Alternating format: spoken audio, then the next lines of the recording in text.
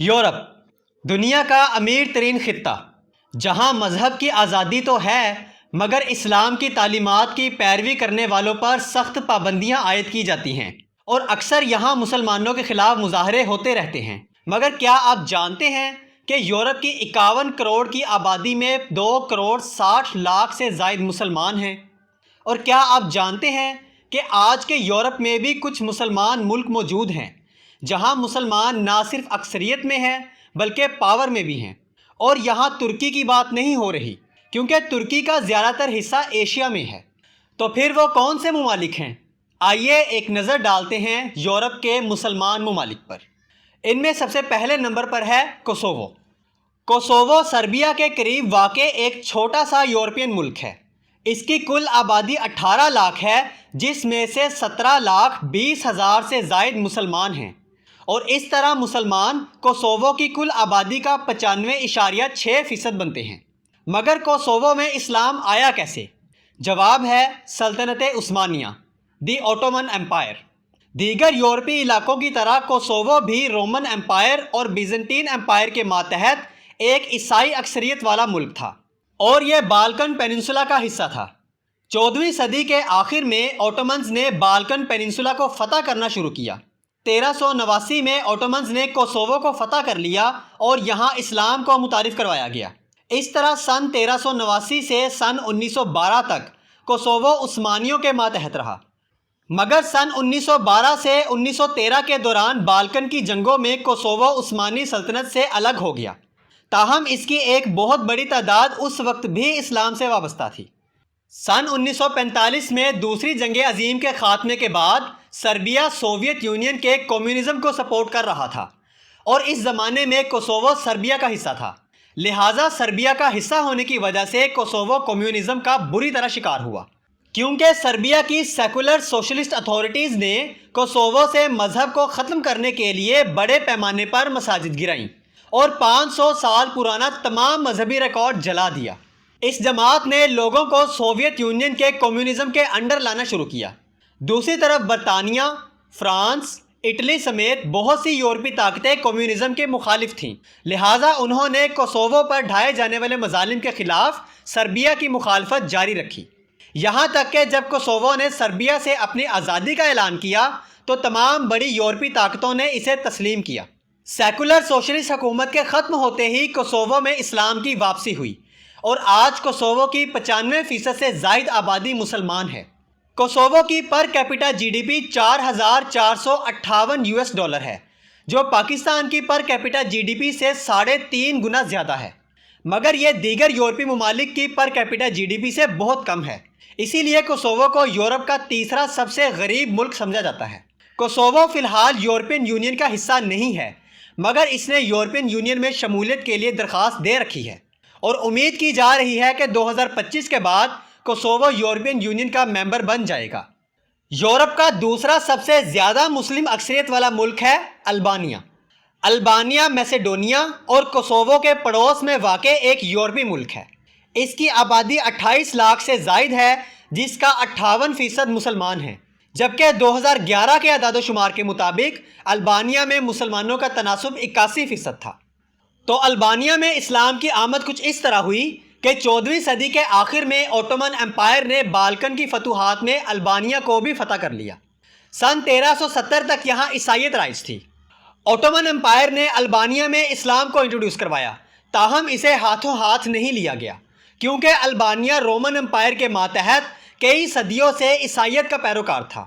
لیکن جب Ottoman umpire نے شرعی قوانین کے مطابق غیر مسلموں پر جزیہ عائد کیا تو اس جزیہ سے بچنے اور عثمانی فوج میں شمولیت سمیت دیگر سہولیات حاصل کرنے کے لیے البانیوں کی ایک بڑی تعداد نے اسلام قبول کرنا شروع کیا۔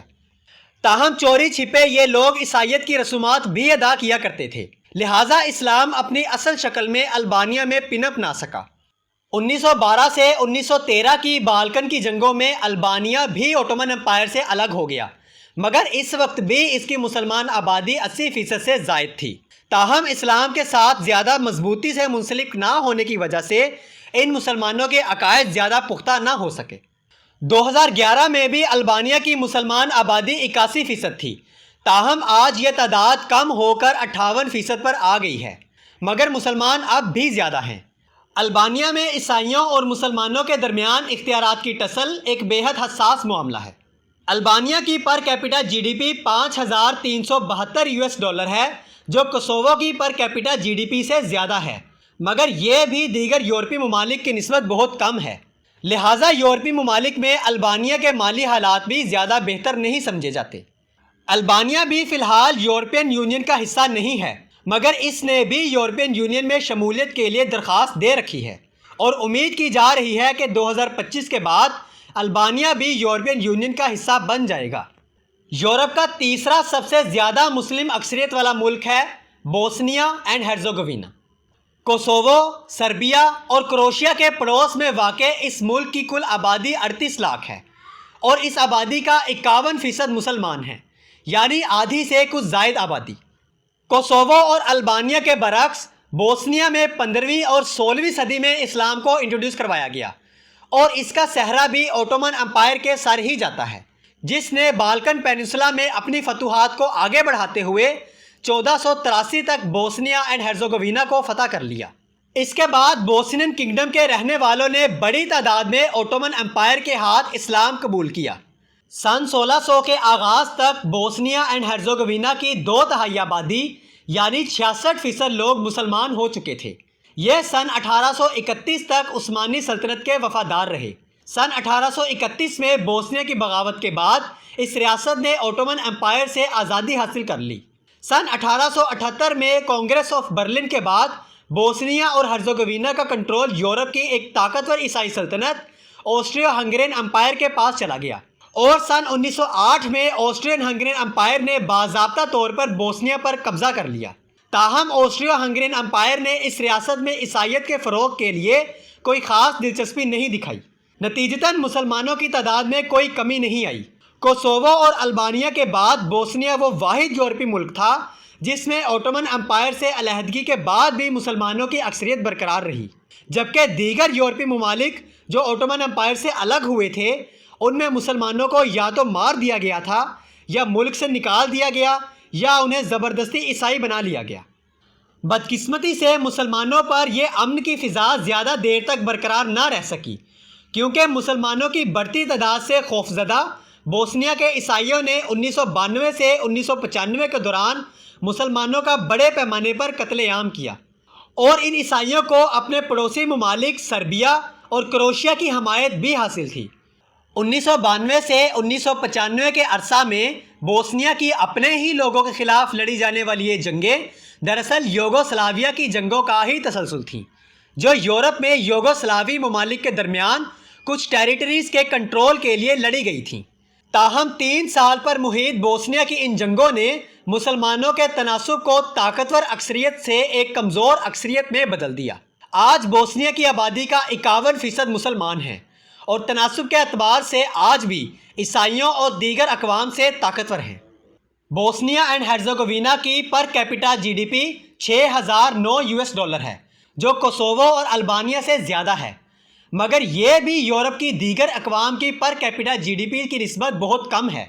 لہٰذا یورپی ممالک میں بوسنیا اینڈ ہرزوگوینا کے مالی حالات بھی کچھ بہتر نہیں سمجھے جاتے۔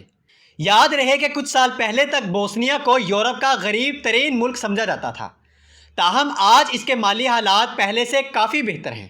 اس کے باوجود یہ ملک فی الحال یورپین یونین کا حصہ نہیں ہے، تاہم اس نے بھی یورپین یونین میں شمولیت کے لیے درخواست دے رکھی ہے۔ تو یہ تو تھے یورپ کے وہ ممالک جن کی کل آبادی کا 50% سے زائد مسلمان ہیں، یعنی ان ممالک میں مسلمانوں کے پاس اکثریت میں ہونے کی وجہ سے اختیارات زیادہ ہیں، مگر اس کے باوجود ان تینوں ممالک میں سے کوئی بھی اعلانیہ خود کو مسلم ریاست ڈکلیئر نہیں کرتا، بلکہ یہ سیکولرزم کا پرچار کرتے ہیں، جس کی وجہ ہے یورپین یونین میں شمولیت کی خواہش، اور ان ممالک میں مسلمانوں کی تعداد چند لاکھ سے زیادہ نہیں، جبکہ یورپ میں مسلمانوں کی تعداد 2,60,00,000 سے بھی زائد ہے۔ تو یورپ کے باقی کے 2 کروڑ مسلمان کہاں رہتے ہیں؟ اس کا جواب ہے فرانس، جرمنی، UK، اٹلی اور اسپین۔ ان یورپی ممالک میں مسلمان آبادی کے تناسب کا 10% سے بھی کم ہیں، مگر ان کی تعداد مسلم اکثریت والے ممالک سے کہیں زیادہ ہے اور یہ ملینز میں ہیں۔ لاکھوں مسلمانوں کو ہوسٹ کرنے والے یورپ کے ٹاپ 5 ممالک کی فہرست کچھ یوں ہے۔ Number 1، France. فرانس میں مسلمان 57 لاکھ سے زائد ہیں اور یہ فرانس کی کل آبادی کا 8.8% بنتے ہیں۔ نمبر 2، جرمنی۔ جرمنی میں مسلمانوں کی تعداد 47 لاکھ سے زائد ہے اور یہ جرمنی کی کل آبادی کا 5.7% بنتے ہیں۔ Number 3، UK. یوکے یعنی انگلینڈ میں مسلمانوں کی تعداد 27 لاکھ سے زیادہ ہے اور یہ یوکے کی کل آبادی کا 4.4% بنتے ہیں۔ Number 4، Italy. اٹلی میں مسلمانوں کی تعداد 22 لاکھ سے زائد ہے اور یہ اٹلی کی کل آبادی کا 3.7% بنتے ہیں۔ Number 5، Spain. اسپین میں مسلمانوں کی تعداد ہے 20,88,000 سے زائد اور یہ اسپین کی کل آبادی کا 4.4% بنتے ہیں۔ 2010 سے 2016 کے عرصہ میں یورپ میں مسلمانوں کی آبادی میں 1% کا اضافہ ہوا۔ پیو ریسرچ سینٹر کے مطابق اگر یورپ میں مسلمانوں کی آبادی میں اسی طرح اضافہ ہوتا رہا تو 2050 تک یہ آبادی 2 گنا سے بھی زیادہ بڑھ کر 7 کروڑ سے بھی تجاوز کر جائے گی، اور اگر یورپ سخت ترین امیگریشن قوانین متعارف کروا کر بیرون ممالک سے مسلمانوں کا داخلہ روک بھی دے تب بھی 2050 تک یورپ میں 3 کروڑ 70 لاکھ سے زائد مسلمان ہوں گے اور اسلام عیسائیت کے بعد یورپ کا سب سے بڑا مذہب ہوگا۔ ایسا ہوتا ہے یا نہیں، اس بات کا فیصلہ تو وقت ہی کرے گا۔